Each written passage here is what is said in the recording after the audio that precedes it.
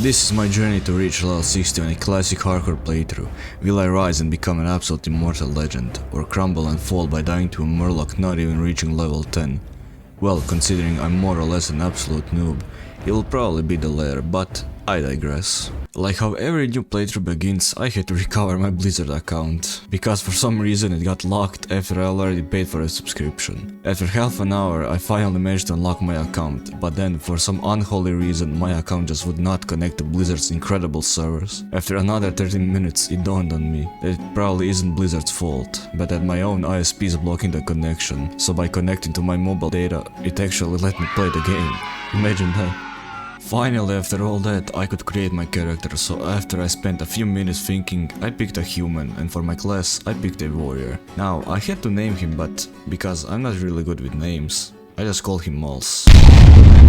I just call him Paco. And then, the journey was about to start, if I wasn't on the wrong server. So I picked the correct server, remake my warrior, and name him Paco. Name him Mals. And that is the beginning of...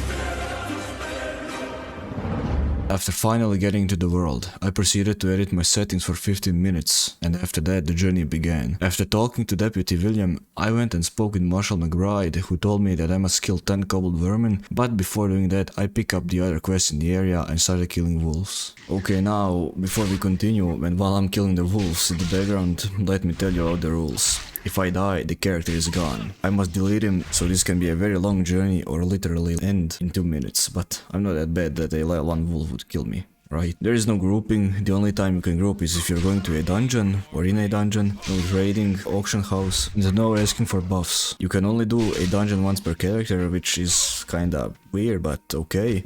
And yeah, that's pretty much all the rules that actually matter. The others are just, you can do this and that. Now that that's out of the way, while killing the wolves, I also started killing these poor, probably underpaid kobolds, which are constantly telling me that I won't get their candle, which I did. After finishing the wolf quest, I went to get my reward and pick up another quest. After that, I continued to fight the working class. These poor kobolds. After disposing of the vermin, I went and spoke to my class trainer, picked up Battle Shout and continued to kill kobolds. By completing the quest, I thought I was finally done with them, but nope, this time I had to kill them. But in a cave. Finally, after clearing out the cave, I was finished with them. For now. Then Marshall here told me to go to Goldshire, but that will come later, because I need to go and fight some thugs and steal their bandanas. After all that bloodshed, I picked some grapes and went to kill Garrick Petfoot. After waiting a few minutes, he respawned and I took him down with such ease that his ally had just respawned before I killed him, just stood there in shock watching me take Garrick's head. After that, he finally decided he will attack me.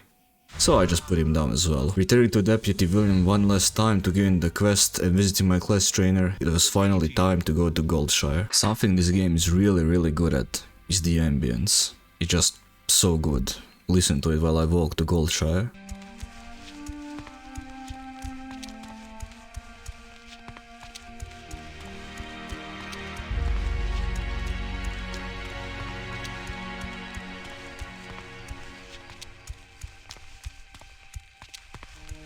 In Goldshire, I picked up all the quests that were available, got a new shield from a quest reward, explored a little bit around, look at the vendors and stuff, you know, and I was kinda feeling tired, so I just decided to set the Hearthstone in the inn and go to sleep.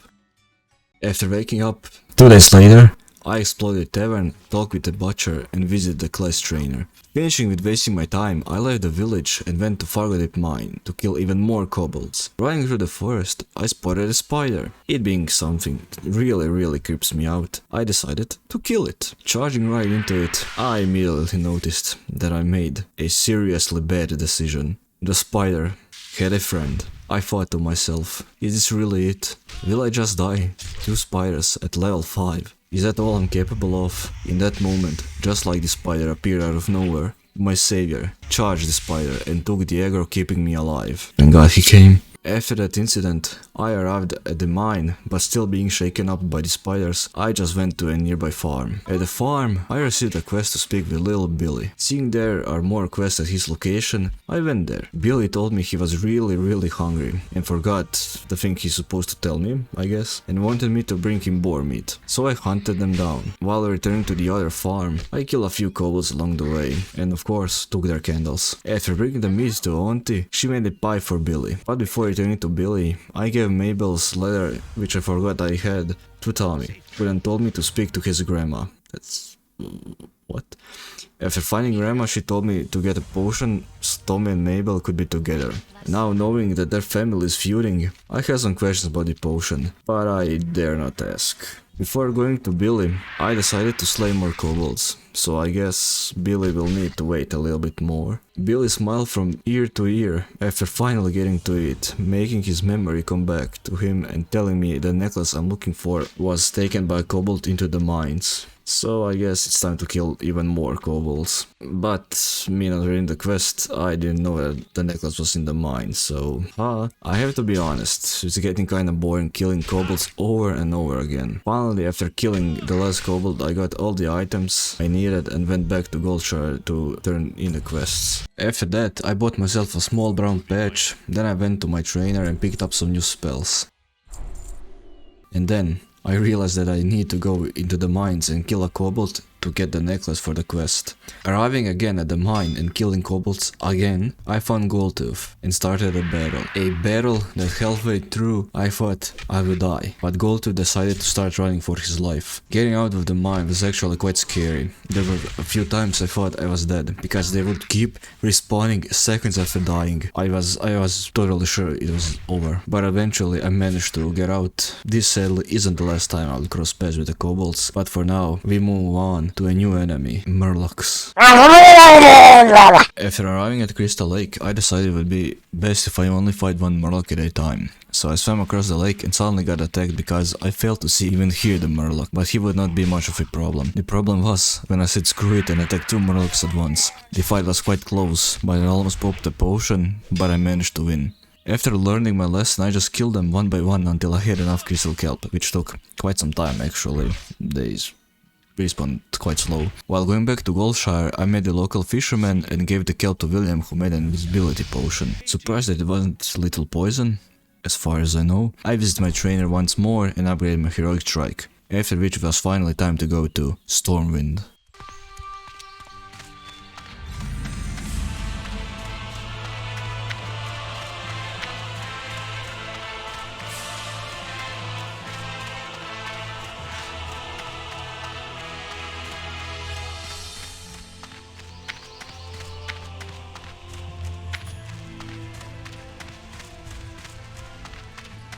After delivering William's shipment, it was time for me to pick up my professions. In need for better equipment, I got mining and blacksmithing, so I can create better armor, because mine is so bad that Billy could probably kill me. After roaming Stormwind, I decided it's time to go, but right before leaving, I remembered that first aid exists, so I picked that up as well. While delivering the potion to Mabel, I found a copper vein and mined it, and didn't notice that it actually didn't disappear. So after I moved, I thought that it just respawned very fast, so I mined it again. In return for giving Mabel the potion, she gave me 5 healing potions, and because I didn't want to watch her drink the potion, I ran far away. Strolling throughout the forest, I noticed a little house. Going to it, I found out there were some thugs guarding it. Noticing a chest inside the house, I thought I will loot it. And while hiding from the patrol, I was immediately found out and ran for my life very fast. Deciding I would rather live than probably just get some food from the chest, I continue going through the forest. While mining more copper, I noticed that one I already mined was still there, so I guess they have multiple uses? I don't know. Thomas told me to go search for 2 missing guards, including the area of wolves and bears, so I immediately went to pick up more quests. After fighting the first prowler, I learned that these mobs don't mess around and that I will need to be extra careful or I'm gonna die. Fighting them one by one and then healing took a really long time, time,